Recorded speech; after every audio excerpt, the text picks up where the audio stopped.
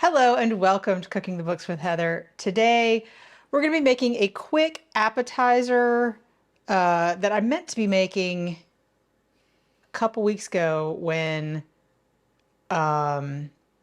we had the Lyonnaise garlic and herb cheese bread and made this the whole appetizer thing, but I hurt my back and I couldn't really do it then. But we're going to have it today. This is called mustard bâtons, and it's a really super simple thing because there's like 4-ish ingredients, including pre-made puff pastry. So I'm using this refrigerated brand, which I like, and I'm going to put some all-purpose flour down because I need to roll it out. I always forget that this one comes with parchment paper, so I already have my parchment paper lined baking tray back there. We could have used this. It's okay. This is just refrigerated, but if yours was frozen, you will want that thawed.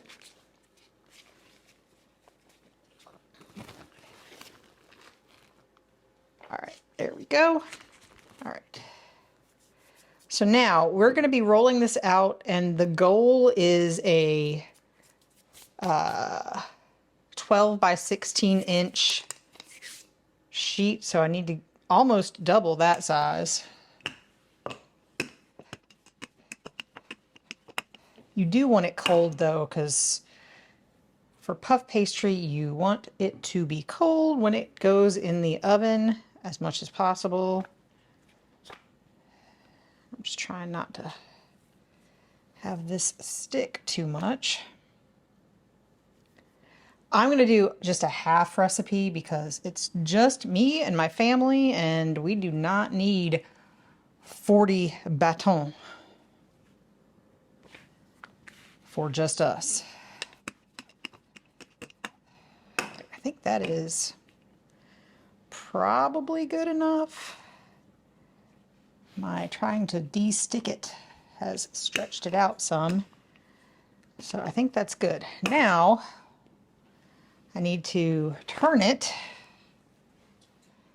My oven is heated to 400 degrees.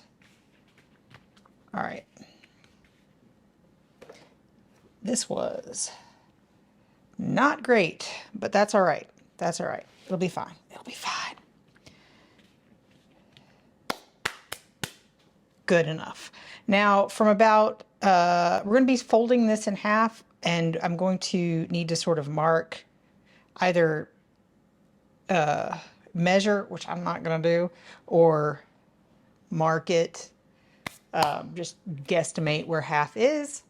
And we are going to be putting mustard, Dijon mustard, and I've just measured it out, so I'm going to sort of plop it on and brush it to within about 1/8 of an inch of the edges and all the way to the middle.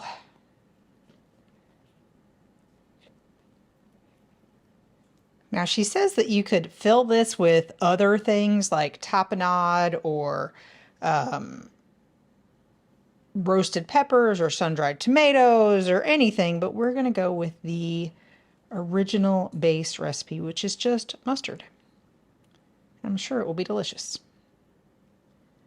especially if you love mustard. And now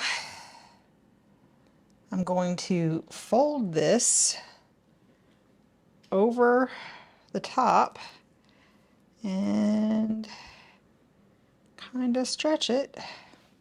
I did not do a very good job of that, but I'm going to try to had some air bubbles in there, which is not great. And she doesn't say that we need to crimp it in any way, but now we're going to cut these about an inch wide. I'm gonna get a pizza cutter. I have faith this is gonna work out in the end. Anyway, so I'm gonna cut it down the middle, I think. And then approximately an inch wide.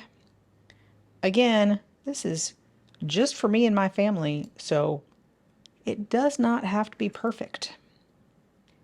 And if you're having guests and they expect you to be perfect, well, maybe they shouldn't come to your house. As long as it is tasty, it is good enough for me. Good enough. Now she says we can cut these this way, or we can leave them long. I think I'm going to go with the shorter ones just because that feels better to me. And I'm going to carefully transfer these to my baking sheet.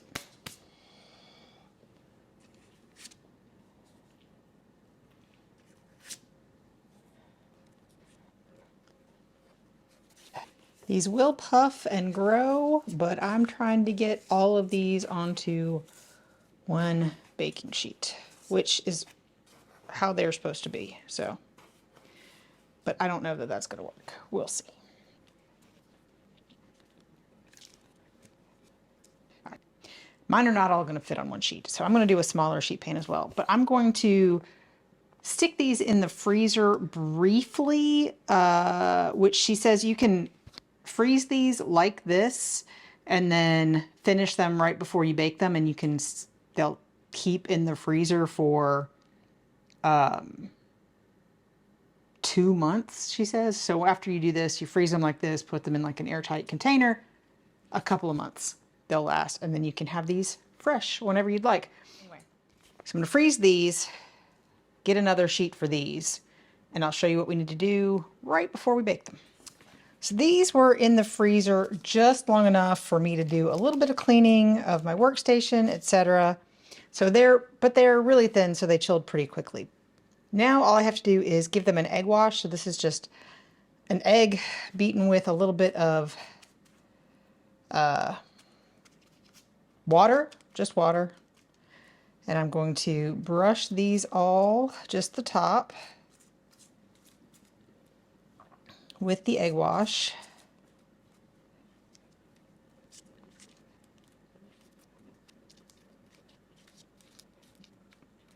Right. So those have all been brushed with egg wash, and that will help these brown better, but it'll also help these poppy seeds to stick. So I'm just gonna sprinkle them with poppy seeds. There's no amount in the recipe, so really, and they're optional. Do what you want. You could do, if you really like everything but the bagel seasoning, you could do that. You could do, you know, granulated onion, garlic, any bits of that you want, any other seeds, sesame seeds, just whatever you like. But we're going to do what the recipe says, because that is what we usually try to do here. So these are going to go in my 400-degree oven for a total of, I think, 15 to 16 minutes. I am going to rotate them. If you're doing the whole batch and trying to cook it all at once, which means you'll have two full sheet pans, she says to, you know, rotate them and change their locations, you know, as usual in the middle. But I will turn mine sort of back to front in the middle. So we will show you what these look like and let you know what we think in just a minute.